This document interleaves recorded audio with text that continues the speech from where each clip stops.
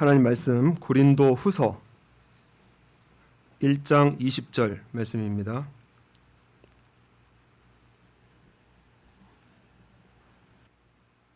다 같이 읽겠습니다. 하나님의 약속은 얼마든지 그리스도 안에서 예가 되니 그런즉 그로 말미암아 우리가 아멘하여 하나님께 영광을 돌리게 되느니라. 아멘. 할렐루야.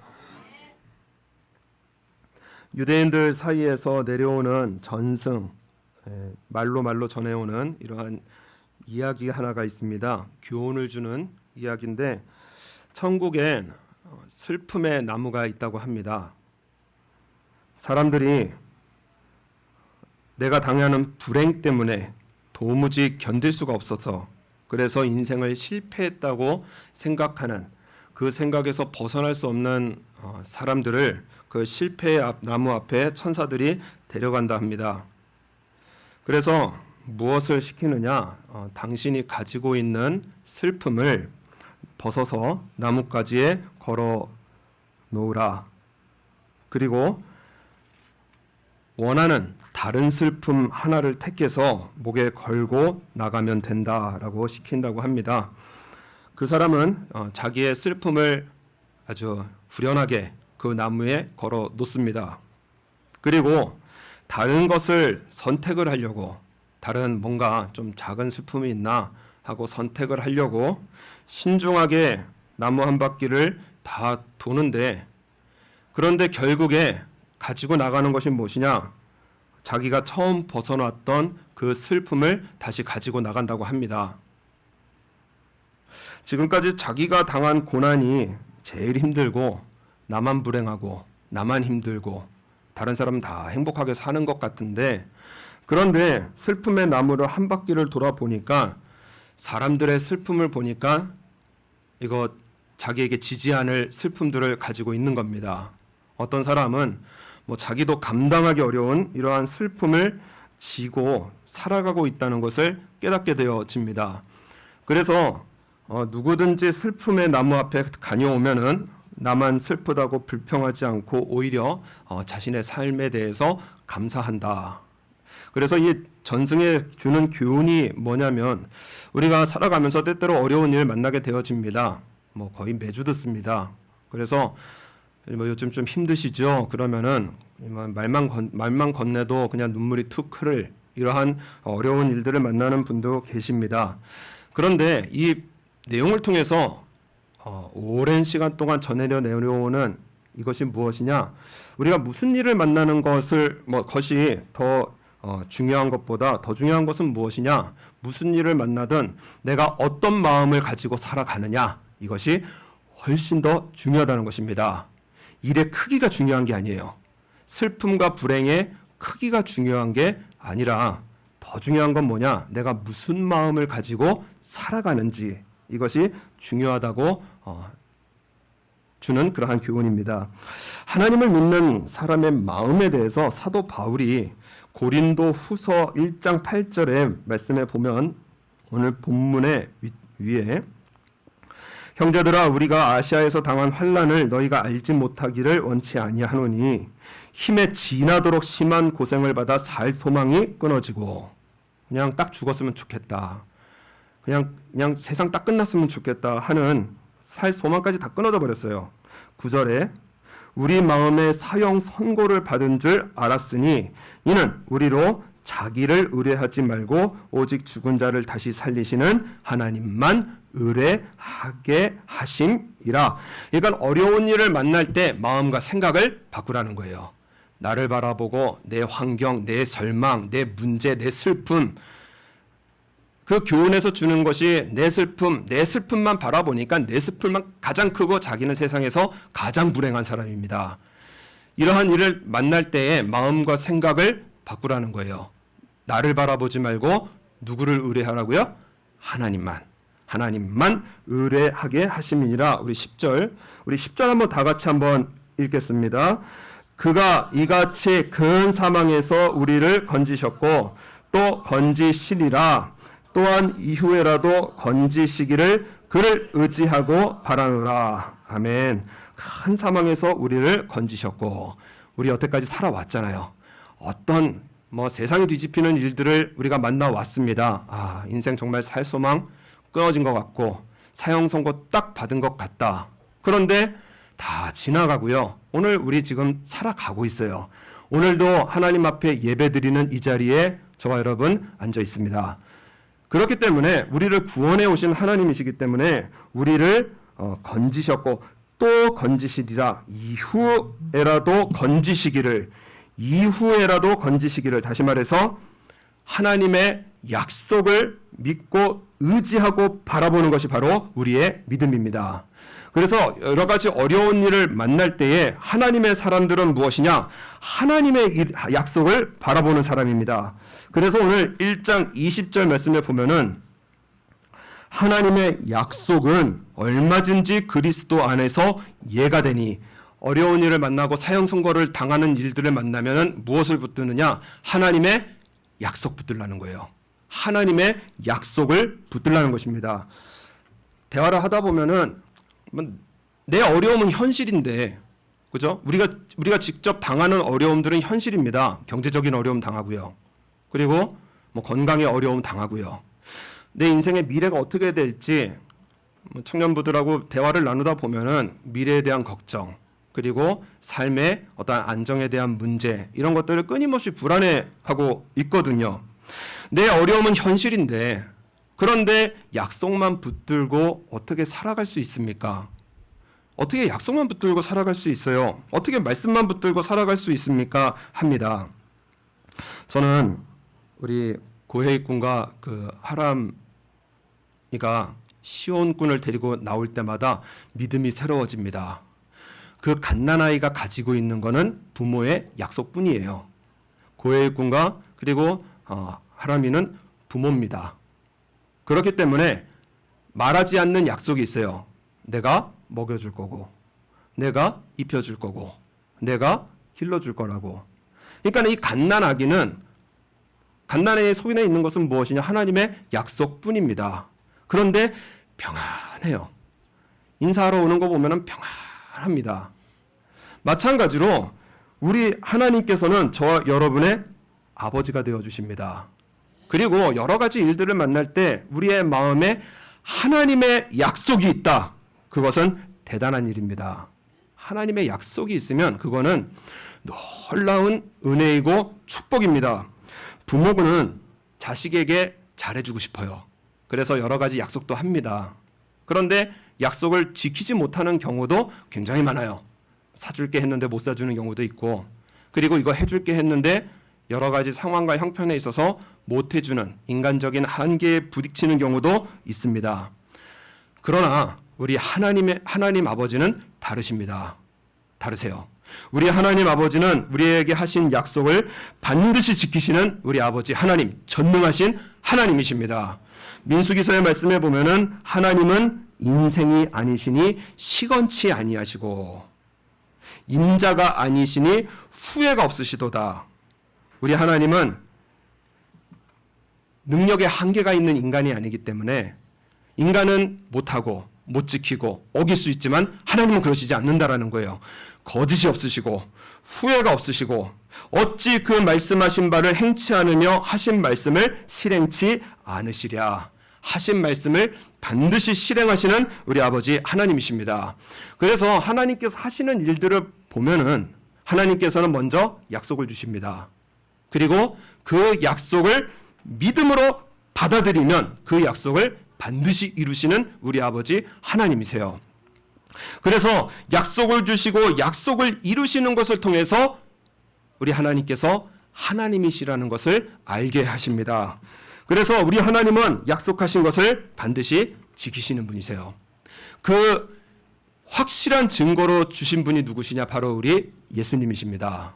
오늘 말씀 보면 하나님의 약속은 얼마든지 그리스도 안에서 예가 되니, 하나님의 약속은 예수님으로 다 성취됐다는 거예요. 우리 예수님은 어느 날 갑자기 역사 속에서 등장하셔서 놀라운 일을 벌이시다가, 그런데 능력이 없어서 십자가에서 죽으신 그런 분이 아니십니다. 우리 예수님은 약속대로 오셨고 약속을 이루셨고 또한 약속을 이루실 우리 구원의 하나님이십니다. 그래서 성경의 구약은 뭐죠? 예수님 오신다. 계속해서 끊임없이 400번 넘게 기록된 것이 예수님 오신다. 오신다. 오신다. 그 다음에 신약은 뭐예요? 예수님 오셨다. 그리고 다시 오신다는 것입니다.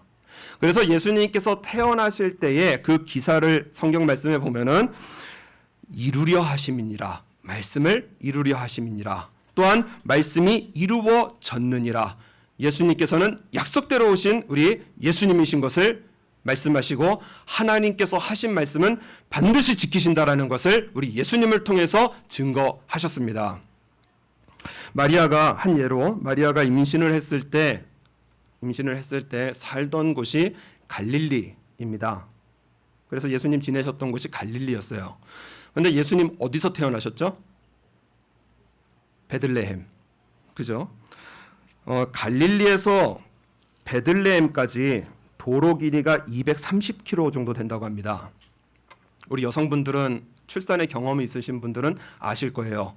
뭐 숨쉬기도 힘들다고 그러던데 230km를 걸어서 만삭의 몸으로 이동을 해야 됩니다. 왜요?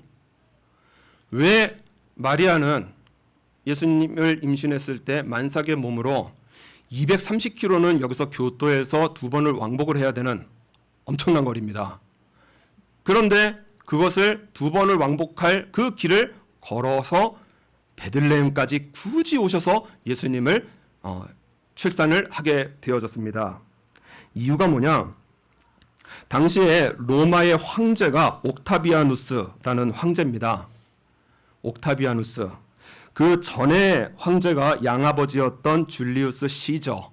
우리가 잘 아는 줄리우스 시저인데 이 줄리우스 시저가 암살을 당하게 되어지고 로마가 혼란해졌을 때 옥타비아누스가 황제로 서게 되어지고 나라를 바로 세우고 극히 번영을 시킵니다. 그래서 전쟁이 없는 로마의 평화, 팍스 로마, 미국을 팍스 아메리카 이렇게도 부르기도 하는데 로마의 평화를 이루어냈어요. 그래서 대단한 인물로서 존엄자라는 뜻의 아우구스투스라는 이름을 주게 되어집니다. 이 아우구스투스가 뭐냐? 요 몇 월이죠 지금? 8월. 8월을 영어로 어거스트라고 합니다. 그렇죠? 이 사람의 이름이에요. 한 달의 이름을 자기의 이름으로 할 정도로 아주 존경을 받았던 그러한 위대한 황제였습니다. 그래서 자기가 8월을 하고 보니까 그 앞에 7월이 줄라이죠. 양아버지였던 줄리우스 시저의 이름입니다. 그런데 7월이 31일이고 8월이 30까지예요. 아무리 양아버지라도 이거는 안 된다. 그래서 어디에서 떼왔냐? 2월 달에서 하나를 떼옵니다. 그래서 8월에 붙여서 7월 31일, 8월 31일. 그래서 2월이 이상한 모양이 되어졌어요. 카렌다를 바꿀 수 있을 정도로 이것이 통과될 정도로 존경을 받았고 위대한 인물이 바로 옥타비아누스인데 성경에서는 가이사 아구스도라고 합니다. 누가복음의 말씀을 보면 이때의 가이사 아구스도가 영을 내려 천하로 다 호적하라 하였으니 이 가이사 아구스도가 영을 내려서 주민등록을 다 하라. 로마의 권세, 자신의 권세와 그리고 세금을 걷기 위해서 다 자기 동네로 돌아가서 그래서 호적을 하라. 그래서 호적을 하러 간 사람이 누구냐? 바로 요셉과 마리아가 되어집니다. 누가복음 2장 4절에 요셉도 다윗의 집 족속인 고로 갈릴리 나사렛 동네에서 유대를 향하여 베들레헴이라 하는 다윗의 동네로 그 정원한 마리아와 함께 호적하러 올라가니 마리아가 이미 잉태되었더라. 그래서 예수님께서 태어나신 곳이 갈릴리가 아니라 베들레헴인 거예요. 이 말씀이 어디에 기록이 되어져 있느냐? 630년 전에 하나님의 약속입니다. 미가서의 말씀에 보면 베들레헴 에브라다야 너는 유다 족속 중에 작을지라도 이스라엘을 다스릴 자가 내게서 내게로 나올 것이라. 그의 근본은 상고의 태초에니라. 하나님께서 딱 한 번 약속하셨어요. 만삭의 마리아가 갈릴리에 있으면 그냥 편의를 봐줄 법도 한데 하나님께서는 딱 한 번 약속하신 것을 그대로 이루시기 위해서 로마도 움직이시고 로마 황제도 움직이셔서 만삭인 마리아와 요셉이 베들레헴으로 이동을 해서, 그래서 예수님께서 베들레헴에서 태어나신다는 약속을 완벽하게 이루시는 우리 아버지 하나님이십니다. 하나님의 약속은 놀라워요. 반드시 이루십니다. 그렇기 때문에 오늘 말씀해 보면은 하나님의 약속은 얼마든지 그리스도 안에서 예가 되니 그러므로 말미암아 우리가 뭐하죠? 아멘하여 하나님께 영광을 돌리게 되느니라. 아멘. 우리 한번 따라하겠습니다. 아멘. 아멘. 이 한마디가요, 하나님의 말씀을 듣고 아멘하는 이 한마디가 성경의 명확한 약속이 무엇이냐? 바로 우리를 구원에 이르게 하십니다. 로마서의 말씀에 보면은 사람이 마음으로 믿어 의에 이르고 입으로 시인하여 구원을 얻은 이 구원에 이르느니라 말씀을 하셨어요. 하나님께서는 말씀이십니다. 하나님의 사람은 말씀을 믿는 사람이에요. 세상에 어떠한 어려움이 있다고 할지라도 하나님의 말씀에 아멘하는 사람은 하나님께서 구원에 이르게 하십니다. 믿음으로 받는 거예요. 그래서 사형 선고가 떨어지는 어떠한 죽음에서도 하나님의 약속을 아멘으로 받는 사람, 우리 하나님께서 그와 더불어 함께 하시고 구원을 이루시는 우리 아버지 하나님이십니다. 예를 들어서 아브라함입니다. 아브라함은 집안에 아들이 없었어요. 오랜 시간 동안 아들이 없어서 고통 가운데 있을 때 하나님께서 아브라함을 만나셔서 아들을 주시겠다. 그것뿐만이 아니라 큰 민족을 너로 이루겠다라고 약속을 하셨습니다. 그냥 주셨을까요? 좀 오래 기다리게 하셨을까요? 좀 오래 기다리게 하셨어요. 아브라함이 얼마나 애가 탔을까? 아니, 주신다고 했으면 빨리 주시든가 지금 주시든가. 우리 기도하는 마음이 그렇지 않아요? 간절한 마음으로 기도하는데 도대체 언제 주시는지, 정말 얼마나 어렵고 힘들고 기도하면 들어주신다고 새벽 기도까지 나와서 그렇게 기도하는데 하나님의 응답은 언제 오는지, 아브라함도 언제 주시는지 기다리다가 믿음이 막 흔들립니다. 하나님께서 그때 오셔서 주시면은 속이 좀 시원할 텐데 갑자기 데리고 나와서 하늘 보라 그러시고요, 별 세어보라 그러시고 바다의 모래 세어보라고 하십니다. 내 자손이 이와 같을 것이다. 아들을 주시려면 그냥 주시면 좋잖아요. 그런데 왜 약속을 주시고 이렇게 기다리게 하시나? 아니, 그냥 주시면 되지 뭘 하늘을 보라고 하시고 땅의 모래를 세어보라고 하시나? 사람으로서는 이해가 안 됩니다. 우리 설교 듣는 마음이 그럴 때가 많아요. 내 현실과는 너무나 동떨어진 말씀을 듣게 되어집니다. 내 현실은 지금 당장 어려운데 하나님의 말씀은 구원과 승리와 축복이에요. 그러고 나서 들을 때는 아멘인데 돌아서고 보면은 내 현실 속에서 뭐 이루어지나? 순식간에 빼앗기게 되어집니다. 아브라함도 하나님을 만났을 때는 아멘으로 믿었어요. 그런데 삶에 돌아오고 보니까는 뭐 아들을 주시는 기미가 보이질 않습니다. 아브라함도 마찬가지로 아멘이 안 돼요. 그래서 하갈을 통해서 이스마엘을 얻게 되어집니다. 이때가 86세였어요. 하나님께서 좀 많이 섭섭하셨는지 13년간 아브라함을 찾지를 않으십니다. 그러다가 99세 때에 하나님께서 다시 아브라함을 찾아오십니다. 그리고 약속을 주세요. 아브라함이 여전히 못 믿습니다. 여전히 못 믿고 사라는 웃어요. 아브라함은 이스마엘이나 하나님 앞에서 살기를 원합니다. 이렇게 말을 합니다. 하나님께서 단호하게 말씀하시는 것이, 하나님이 가라사대 아니라 네 아내 사라가 정녕 내게 아들을 낳으리니 너는 그 이름을 이삭이라 하라. 내가 그와 내 언약을 세우리니 그의 후손에게 영원한 언약이 되리라 하고 말씀을 주셨어요. 아브라함이 이때 결단합니다. 아브라함이 이때 결단해요. 하나님께서 아들 주시겠다. 나 믿음으로 아멘으로 살아야지. 그래서 할례를 행하게 되어지고, 그리고 하나님 앞에 믿음으로 나아갑니다. 로마서의 말씀에 보면은 그가 100세나 되어 자기 몸에 죽은 것 같음과 사라의 태에 죽은 것 같음을 알고도 믿음이 약하여지지 아니하고 믿음이 없어 하나님의 약속을 의심치 않고 믿음에 견고하여져서 하나님께 영광을 돌리며 약속하신 그것을 또한 능히 이루실 줄을 확신하였으니 그러므로 이것을 저에게 의로 여기셨느니라. 마음에 하나님께서 주신다라는 믿음으로 확신했습니다. 하나님께서 의로 여기시는 거예요. 그것을 할례를 행했습니다. 다시 말해서 아멘한 거예요. 하나님의 말씀에 아멘할 때 하나님께서는 의로 여기시고 아브라함의 믿음과 그 삶의 고백을 통해서 아들 이삭을 백세에 주시게 되어집니다. 신약성경의 말씀에 보면은 사가랴라는 제사장이 나옵니다. 아주 신실하게 주의 일을 감당하신 분인데 그런데 아들을 주시겠다 그랬어요. 천사를 통해서. 그때 사가랴가 뭐라 그러느냐? 내가 늙고 아내도 나이가 많으니이다 라고 말을 합니다.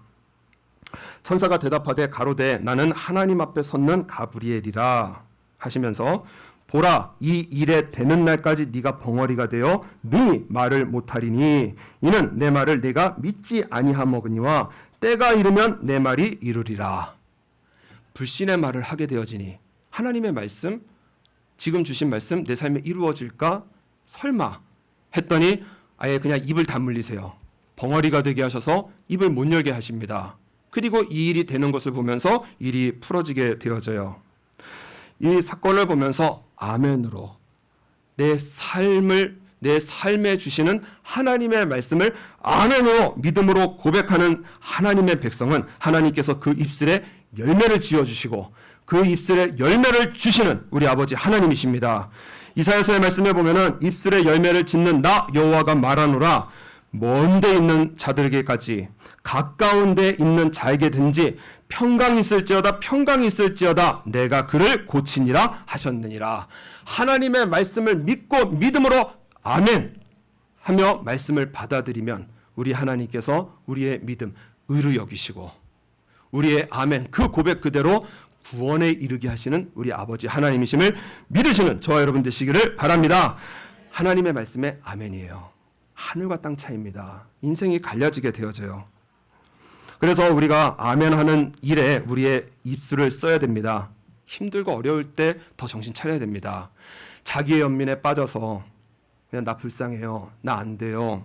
뭐 미워 죽겠어요. 속상해 죽겠어요. 삶이 죽어갑니다. 왜냐? 입술의 열매이기 때문에 그래요. 어렵고 힘들고 여러 가지 인생의 모양 속에서 하나님의 말씀을 듣고 아멘으로 아멘입니다. 하나님께서 나를 구원하십니다. 아멘입니다. 하나님께서 내 인생의 문제에 기도에 응답하여 주십니다. 아멘입니다. 아멘으로 우리의 입술을 사용하는 그 입술의 열매를 우리 하나님께서 반드시 먹여주시는 우리 아버지 하나님이십니다.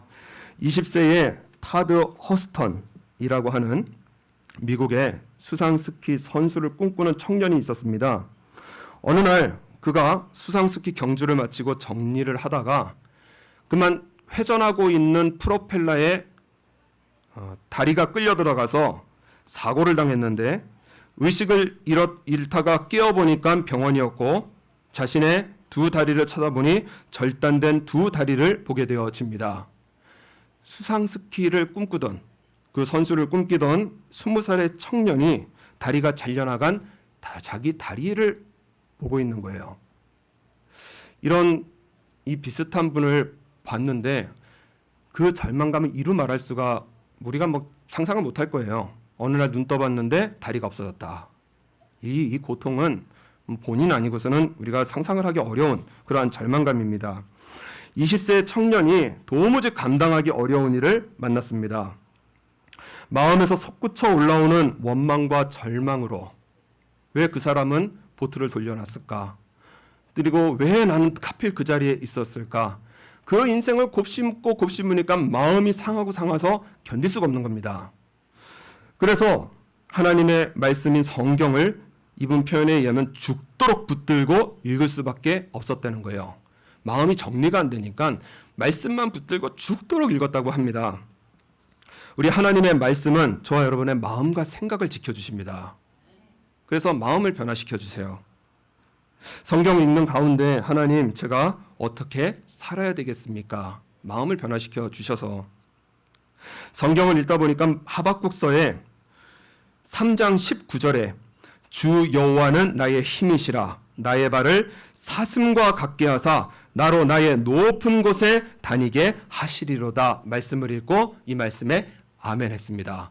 깜짝 놀랐어요. 나는 지금 두 다리가 없는데 하나님께서 나의 힘이시라 나의 발을 사슴과 같게 하사 나로 나의 높은 곳에 다니게 하시리로다. 두 다리가 없는 나를 하나님께서 어떻게 높은 곳에 다니게 하시나. 그러나 하나님은 하신다. 이것을 믿었어요. 말씀을 묵상하다가 잠이 들었는데 꿈에서 미국의 산이 보였습니다. 이 꿈을 계속 꾸는 거예요. 미국의 산을 보고 산을 보는 꿈을 꾸었습니다. 그래서 내가 하나님의 말씀에 나의 발을 사슴과 같게 하사 나로 나의 높은 곳에 다니게 하시리로다 말씀에 아멘 했으면 나 일어서야지 해서 발에 의족을 달기 시작을 합니다. 그 수술을 받았어요. 그리고 의족인 발로 50개 주의 최고봉을 정복하는 서키트 아메리카라는 프로그램에 도전을 하게 되어집니다. 미국의 50개 주의 가장 높은 산 50개를 정복을 하는 겁니다. 수도 없이 죽을 뻔한 위기를 넘기게 되니 많은 기자들이 왜 그런 무모한 도전을 합니까? 정상인도 프로 전문가들도 쉽지 않은 이 등산길을 의족을 달고 왜 그렇게 무모한 도전을 합니까? 라는 질문을 받았을 때 이번에 대답이 그렇습니다. 나는 전능하신 하나님을 믿습니다. 약속하신 말씀 그대로 이루심을 믿습니다. 그래서 절망 중에 있는 수많은 장애인들에게 영광을 받으실 것입니다. 이분의 고백이었어요. 1994년 8월 7일 50번째 주 50번째 산인 하와이의 마흐 나키아 정상에 우뚝 서게 되어졌습니다. 그리고 그 산 정상에서 하나님을 찬양하는 거예요. 저 높은 곳을 향하여 날마다 나아갑니다. 그 모습을 보고 그 찬송을 부르는 모습이 미국 전역을 통해서 방송이 되어지고 그리고 수많은 자신과 같이 절망 속에 있던 장애인들이 하나님을 찬양하며 교회로 몰려드는 이러한 일들이 이루어지는 거예요. 오늘 말씀에 보면은 하나님의 약속은 얼마든지 그리스도 안에서 예가 되니 그러므로 그로 말미암아 우리가 아멘하여 하나님께 영광을 돌리게 되느니라. 하나님의 말씀은 1.1획도 변함이 없습니다. 그대로 이루십니다. 하나님의 약속의 말씀 다리가 없어요. 절망입니다. 그러나 하나님께서 말씀하셨기 때문에 나 예입니다. 아멘입니다. 나는 다리가 없어도 이 다리로는 걸을 수 없어도 하나님의 말씀에 아멘입니다. 하나님께서 의족을 달아주시고 마음과 생각을 지켜주셔서 그래서 산을 다 정복하게 하시고 미국의 수많은 장애인들에게 영광을 받으시는 우리 하나님께서 오늘 저와 여러분과 함께 하십니다. 빌립보서 말씀에 보면 내가 궁핍함으로 말하는 것이 아니라 어떤 형편에든지 내가 자족하기를 배웠나니 어떤 형편에서든지 살아갈 수 있는 거예요. 내가 비천에 처할 줄도 알고 풍부에 처할 줄도 알아 모든 일에 배부르며 배고픔과 풍부와 궁핍에도 일체의 비결을 배웠노라. 배부르면 웃고 배고프면 화내고 기분 좋으면 웃고 기분 나쁘면 화내는 이러한 환경에 의해서 움직이는 사람이 아니라 배고파도 배불러도 가난해도 풍부하도 좋은 사람이 옆에 있건 나쁜 사람이 옆에 있건 이 모든 것을 초월하는 일체의 비결을 사도 바울이 배웁니다. 그 일체의 비결이 무엇이냐? 한번 따라하겠습니다. 내게 능력 주시는 자 안에서 내가 모든 것을 할 수 있느니라. 내게 능력 주시는 자 안에서 내가 모든 것을 할 수 있느니라. 내게 능력 주시는 자 말씀이신 예수님이십니다. 배고파도 하나님의 약속 붙드는 거예요. 배불러도 하나님의 약속 말씀 붙드는 겁니다. 풍부해도 하나님의 약속 붙드는 겁니다. 그리고 궁핍해도 하나님의 약속을 붙드는 겁니다. 풍부에 풍부를 더하시는 주님, 배고픔과 모든 궁핍에서 우리를 구원에 이르게 하시는 우리 주님, 반드시 저와 여러분을 구원하시고 은혜 위에 은혜를 더하여 주시어서 우리의 삶을 통하여 하나님께서 영광을 받으시는 것을 우리가 믿고 신뢰하여서 우리 하나님의 약속 든든히 붙잡아, 막연한 하나님이 아닙니다. 어떻게 해주시겠자라는 하나님이 아니세요. 약속의 말씀 든든히 붙잡아서 그 말씀을 이루셔서 하나님 나와 함께 계시는구나, 내 삶을 구원으로 인도하시는구나, 이 믿음의 길을 걷는 그런 복된 하나님의 백성의 삶으로 승리해 나가시는 저 여러분 되시기를 바랍니다.